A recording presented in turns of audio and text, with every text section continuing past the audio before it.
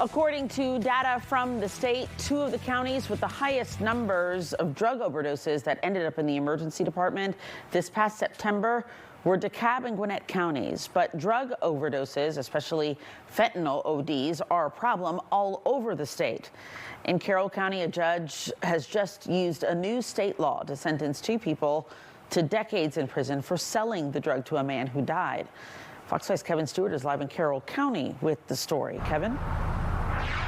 Yeah, this is a fascinating story that we've been following for some time, and this is something that one mother said she just had to talk about. We followed the ambulance thinking they said we feel a pulse. That was the day Clint Haupt died, May 28th, 2024. It was the worst day of our lives. Haupt's mom asked us not to show her face, but there's nothing else she wants to hide.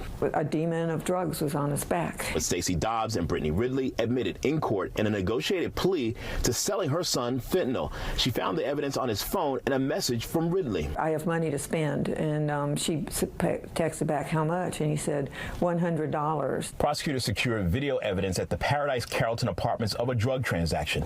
In the end, it led to Dobbs and Ridley pleading guilty to aggravated involuntary manslaughter for fentanyl ODs under the 2024 law, Austin's Law. There doesn't have to be any intent to kill someone, but it's just selling a drug. This is the first use of the law in the West Georgia Judicial Circuit as Carroll and Heard County. We do have cases in our office where we're reviewing and investigating to add this charge. And I think that it's important for them, especially in this statute, to show the community that we want to use this statute to try to put a stop to that. I have the analogy, if you went down to the bar and they served you a glass of rat poison that tasted like beer, they would be they would be litigated to the moon. Ms. Haupt says holding drug dealers is justice, blaming her son is victim blaming. Ignorance.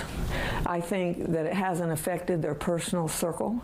I may have, before any of this affected my family, I didn't know, but once you walk down that terrible road and see somebody struggle to get out of it, they're in it, they can't get out of it, then you feel differently. Now, this is the first time Austin's Law was used in the West Georgia Judicial Circuit, and one of the first times the law was used in the state. Reporting live in Carroll County, Kevyn Stewart, Fox 5 News. All right, Kevin, thanks so much.